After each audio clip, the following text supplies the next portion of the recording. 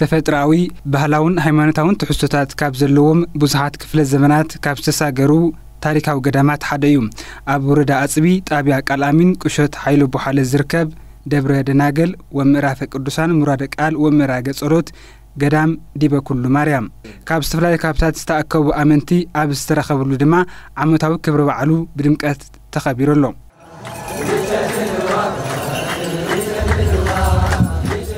ኣመሓዳረት ገዳም ኣባ ገብረ ኪዳን ገብረ ህይወት ዘለዉ ተፈጥራዊ ትሕዝቶታት ንምርኣይ ዝዓለሙ ተጓዓዝቲ ናብቲ ገዳም ኣትዮም ኣብ ምህዋፅ ዘሎ ኩነታት ይውስኽ ከም ዘሎ ይሕብሩ። ይውስኽ ኣለዉ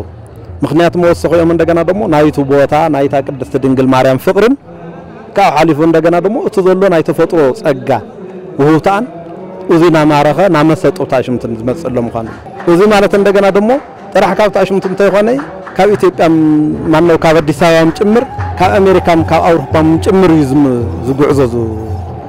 ኣብትዋን ኣብ ምስረታን ኣመጻጻን ብዝምልከት ድማ መራሕቲ ሃይማኖትን ካልኦትን ይረድኡ። ብልነጭቀ እስጢፋኖስ ባስጢፋኖስ ኣብ ዝነበረሉ ግዜ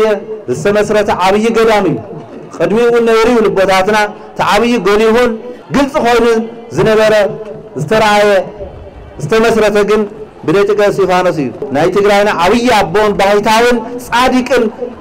ዝነበሩ አቦ እዮም። ምክትል ሓላፊት ቢሮ ባህልን ቱሪዝምን ትግራይ ወይዘሮ ዘኖ ሓለፎም ማሕበረሰብ ትካቢ ነቲ ገዳም ኣብ ምዕቃብ ዘለዎ ግደ ብምንኣድ ፍልፍል ቁጠባ ዝኾኑ ጸጋታት ቱሪዝም ትግራይ ክዕቀቡ ከም ዝግባእ ኣመላኺተን ብጣዕሚ ብርክት ልወሉ ለቱሪዝም መስሕብ ክውዕሉ ልኽእሉ ናይ በረከት ቦታታት ብጣዕሚ ሰፋሕቲ ብዙሓት ዓበይት መስሕባት ኣለውና እዮም። ብናይ ቱሪዝም ቋንቋ ኢኮ ቱሪዝም ኢልና ንሓስቦ ምስ ሃፍቲ ተፈጥሮይ ልምዓት ሃፍቲ ተፈጥሮይ ተተሓሒዙ ብዙሓት ተመራመርቲ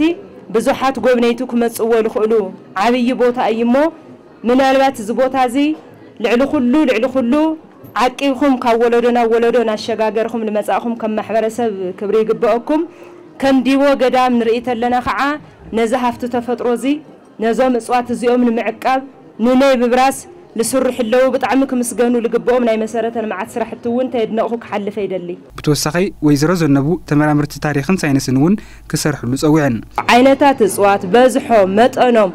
ناي هندي عامت يوم نمنتاي قلقالات كعلو لخلو لولو توسخت مرمرات ناي تاريخ تمرامرتون كم تعنتون سمعون نورنا زقدامزي بطعميت انتاوي بزحات فلسطين نوروو ناي وعلو نوح تاريخ للو قدام سلالخونا أزو تاريخ زي ناي تاريخ مدنقتي ناي تاريخ تمرامرتي منفس هاو بركة دليتي بب جيزيو عامتي تتصبنا خنمصمو كان بيرو بهلن توريزم نخعا لو مجميرنا يلنا بقص علي نزعبي قدام نزعبي هافتي نابل معات نمغيار ناي مللاي ناي معقاب سراحتي جزاعيو يوصل مهلاوي بزقات امي كرغاغص يفوتو عمتو بعل لمخبار ابتغرام كاب استرخبو مؤمنان بوغرم صقاتات توريزم تግራይ ንምዕባይ ፈለማ መንግስታዊ አካላት ኣብ ምጥንኻር ዘላቕ ሰላም ክሰርሑ ጸዊዖም ኣለዉ ስለዚ ሁሉ ጸገም ስለዚ ፍለጥ ቅድሚያ ሰላም ምርጫና ይኾን ዝግባል ህዝቡን ሰላም ሓጋዛ ይኾነሎ መንግስቱን ቅድም ሁሉ ሰላም ገብረሎ ብሁሉ ገጽ የመንግስት ዘሎ ፌደራል መንግስት ዘሎ ይኹን ትናይ መንግስትና ትናይ ዓላትና ትናይ ክላው መንግስቱን ቅድም ሁሉ ሕሪኦም ታኸውነሎ ሰላም ክኾነሎ እዚ ናይ ቤተ ክርስቲያን ጻውዒት እዩ እዚ ናይ ህዝብ ክርስቲያን ጻውዒት እዩ እዚ ናይ ሁሉ ህዝብ ትግራይ ጻውዒት እዩ ክብረ በዓል ናይ ማርያም ዲቦ ዓመት ንኸኽብር የመጽ እና ከም ትሪኦ ዘለኹም ዝዓመቱን ክብር ዘለ ድምቕ ዘለ እዩ ዘሎ ብጣዕሚ ደስ ዝብል ናይ بالخلق ጊዜ የመጽ ዓመ የመጽ ነይር መጀመርያ ጊዜ بالخلق ጊዜ بالخلق ጊዜ ብጣዕሚ ደስ ዝብል بتعم دس هذه تخير هزون